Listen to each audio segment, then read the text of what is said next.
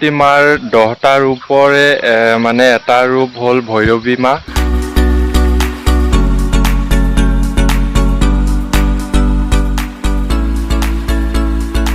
Guys নমস্কাৰ, মোৰ অন্য এটা ভিডিঅ'লৈ আপোনালোকক সকলোকে স্বাগতম জনালোঁ। মই আজি তেজপুৰ ভিজিট কৰিবলৈ আহিছোঁ। তেজপুৰত মানে ঘূৰা নহয়, সেইকাৰণে মই ভাবিছোঁ আজি তেজপুৰ ঘূৰি আহোঁ, কিয়নো মই বাহিৰত থাকোঁ, যোৱাৰ দিন কাষ চাপিছে, সেইকাৰণে মই তেজপুৰ ভিজিট কৰিবলৈ আহিলোঁ। আজি বামুণী পাহাৰৰ ওপৰত বহি আছোঁ। মই বামুণী পাহাৰৰ পৰাই ব্লগটো আৰম্ভ কৰিলোঁ, আপোনালোকে চাই থাকক। গাইজ, বামুণী পাহাৰখন হ'ল এখন ঐতিহাসিক পাহাৰ। অষ্টম আৰু নৱম শ্ৰেণীত যিবোৰ মন্দিৰ আছিল, বিষ্ণু আৰু শিৱ মন্দিৰ আছিল তেজপুৰ অঞ্চলৰ, সেইবোৰ ভাঙি ভূমিকম্পৰ ফলত ভাঙি চুৰমাৰ হৈ গৈছিল। সেইবোৰক সংৰক্ষিত কৰি বামুণী পাহাৰত ৰখা হৈছে। ইয়াতে আহি এটা কথা গম পালোঁ, বামুণী পাহাৰৰ মাজৰ এটা বিষ্ণু মন্দিৰ আছিল আৰু চাৰিওকাণে 4টা শিৱ মন্দিৰ আছিল।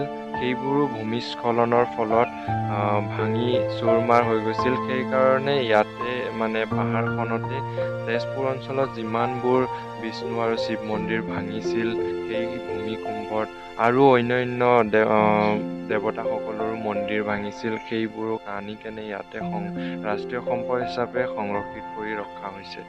ইয়াতে মাজত আপোনালোকে দেখিবলৈ পাইছে, এইটো বিষ্ণু মন্দিৰ আছিল আৰু ইয়াৰ চাৰিও কিনাৰে শিৱ মন্দিৰ আছিল। ইফালে এখন শিৱ মন্দিৰ আৰু এইফালে এটা শিৱ মন্দিৰ আৰু এইফালে এটা শিৱ মন্দিৰ। 4টা কোণাত 4টা শিৱ মন্দিৰ আছিল, কিয়নো ইয়াতে মাৰ্কিং চিষ্টেম কৰি থৈছে, য'ত য'ত মন্দিৰ আছিল ধুনীয়াকৈ মানে পাথৰ উঠাই থৈছে, কিয়নো হৰাই যাব না, এইটো মন্দিৰটো মানে মন্দিৰৰ চিনটো হৰাই যাব, সেইকাৰণে মানে মাৰ্কিং কৰি থৈছে। আপোনালোকক অলপ দেখুৱাবলৈ চেষ্টা কৰোঁ। পুৰা মানে যিমান যি ভাঙা চিঙা যিবোৰ আছিলে সেইবোৰ আনি ইয়াতে চব ৰাষ্ট্ৰীয় সম্পদ হিচাপে মানে ইয়াতে বেৰ দি থৈছে আৰু গড় দি থৈছে। ইয়াতে মানে আপোনালোকে দেখিবলৈ পাব, ইয়াতে চাওক। এতিয়া যাবলৈ ওলালোঁ বামুণী পাহাৰৰ পৰা। এতিয়া নেক্সট ভৈৰৱী মন্দিৰ, যিটো আমি মাইথান বুলি কওঁ, ভৈৰৱী মন্দিৰলৈ আগবাঢ়িলোঁ এতিয়া।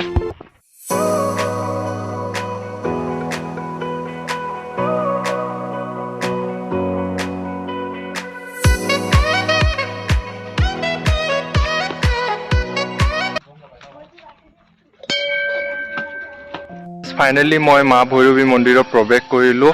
আপোনালোকক দেখাবলৈ চেষ্টা কৰিম।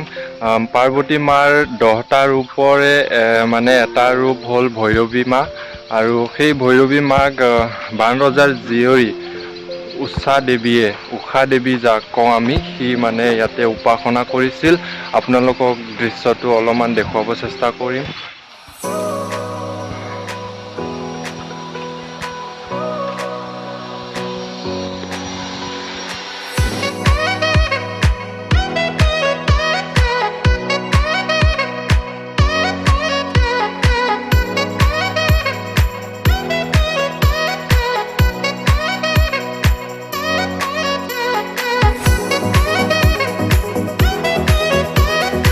মই এটা কথা ইয়াতে লক্ষ্য কৰিছোঁ আহি কেনে, মই মানে যিবোৰ মন্দিৰ আছে তেজপুৰত চব ব্ৰহ্মপুত্ৰৰ কিনাৰে কিনাৰে আছে আৰু পাহাৰৰ ওপৰত আছে।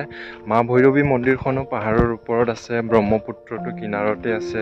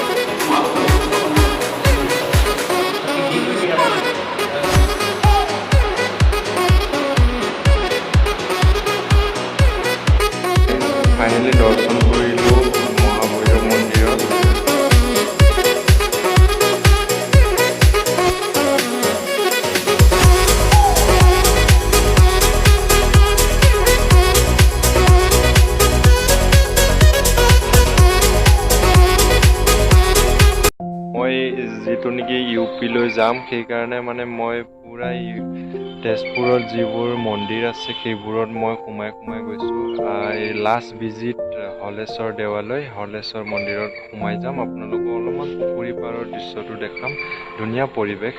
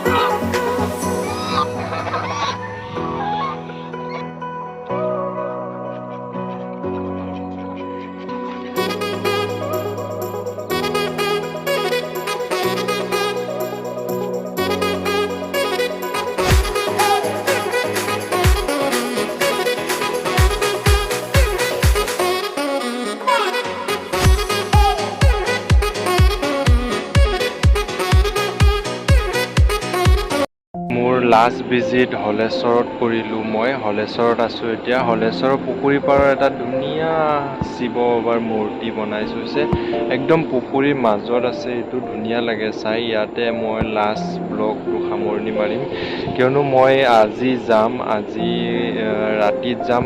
পাছত মই যোৱা ব্লগটো বনাম বুলি ভাবিছিলোঁ, কিন্তু বনাব নোৱাৰিম, কিয়নো মই ৰাতিত বাছ আছে, ৰাতিত যাম।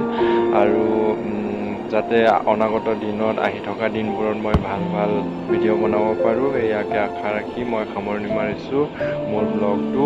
আৰু মই তাতে ব্লগ দিম, মই UPত যাই ব্লগ দিম, কিন্তু মোৰ এইটো শ্বৰ্ট ব্লগ হ'ব। এইটো অলপ চুটিকৈ বনাম, কিয়নো তাত নেটৱৰ্ক নাপায়, নেটৱৰ্কৰ বহুত ইছ্যু। সেইকাৰণে মই মানে 2-3 মিনিটৰ এনেকুৱা ব্লগ বনাই কেনে দি থাকিম, এনেকুৱা মানে